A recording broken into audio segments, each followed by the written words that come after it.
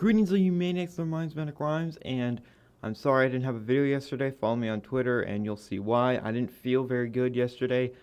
I have no idea what the hell that was, but it is like I don't think I'm getting the flu or anything, but I just felt weird, man. I just couldn't do a freaking episode of Manic Mondays. I am very sorry. Uh, so today I just kind of want to discuss some things that I just adore. I love science. Okay, I'm a nerd. All right, I love science. I love certain aspects of mathematics and that stuff. But it's just science is just so cool to me. Like the study of the universe from the biggest to the smallest. It is so cool. The things that they're doing in the Large Hadron Collider in Sweden, so freaking cool. About that, some people were scared that the Large Hadron Collider would have made a black hole that would have killed the Earth. Well, actually, it does make black holes, but they're on the Planck length, so they are so tiny. If you didn't know, one Planck is the smallest distance in the universe that's actually possible. So, yeah, it's like 10 to the negative 35. So it's smaller than atoms, it's smaller than quarks, it's smaller than all that, gluons and all that stuff. So yeah, the Large Hadron Collider does in fact make black holes regularly, but they're so small it doesn't matter. But another thing is, while we're on the topic of black holes, that they just fascinate me.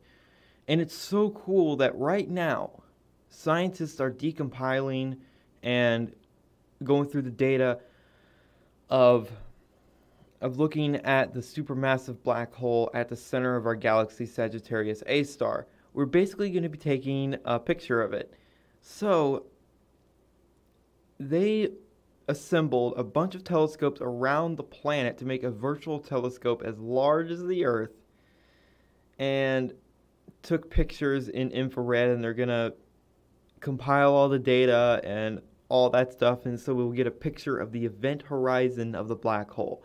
Now, this is not easy because it's a supermassive black hole with 4.3 million solar masses, but it's only about 43% of the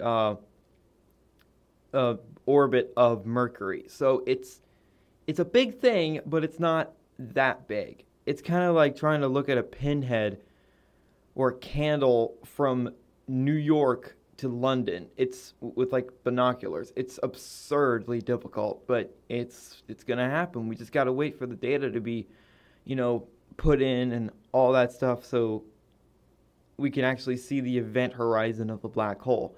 That's exciting stuff. Black holes are such mysterious things. They're so weird, but they're so cool and terrifying. But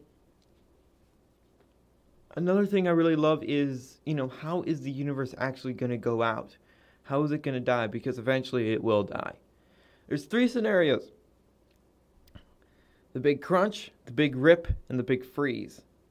The big crunch is if dark energy, not dark matter. Well, if dark matter gets stronger, then that could happen. But if dark energy were to stop the expansion of the universe, dark energy is this mysterious force that is making the universe speed up. But if it were to slow down and stop, gravity would win, and it would crush everything back down into a singularity, and it might actually just explode again, which would be really cool. So, in short, it would be like if you let all the air out of a balloon and then inflated the balloon again. With the big rip, if dark energy sped up, it would expand the universe so fast that galaxies would fly apart because the space in between them is getting bigger. Everything would be ripped to shreds, including atoms and the things that make up atoms and the things that make up the atoms that were in the atoms. So it would rip quarks apart, and it would rip all this stuff apart. And the universe would be unrecognizable. But the biggest theory that everyone is going with. The theory that everyone thinks it's going to happen is the big freeze or heat death. No, the universe isn't going to die by heat. The universe's heat is going to die. So basically, the universe keeps expanding as normal. And over, like, it's on a time scale that is absolutely absurd. Everything will peter out, including supermassive black holes, which would take... It's such a huge number, you might as well say it's forever. But it's like a couple Google years, which is a 1 with 100 zeros behind it. And then after that, on a time scale unbelievably more massive, it's very possible that atoms fizzle out. But you might as well just say it's going to take forever. And that's okay, because it will take forever. Objective to us. So entropy will be at its maximum, and energy would be completely evenly distributed through the universe, and nothing would happen ever again, which is honestly kind of horrible, but it's also possible it's like, again, it's a forever, so just say it's a forever. And given enough time, a quantum fluctuation can happen, and we could have another Big Bang. Or the universe just decides to collapse in on itself. So that's actually freaking awesome. I just adore this stuff. I watch a lot of science channels. Just name a few. I watch SciShow Space, both their channels. So they actually have like 3 channels, I think. I used to watch Vsauce like a lot, but not anymore. I watch like cosmology documentaries on YouTube, if I can find them in good enough quality, which is rare. So, I love science, man. If I were to go to college for anything, it would probably be theoretical physics or something like that. I don't know if I would want to go into quantum mechanics because that shit is crazy. But it's just cool as hell to me.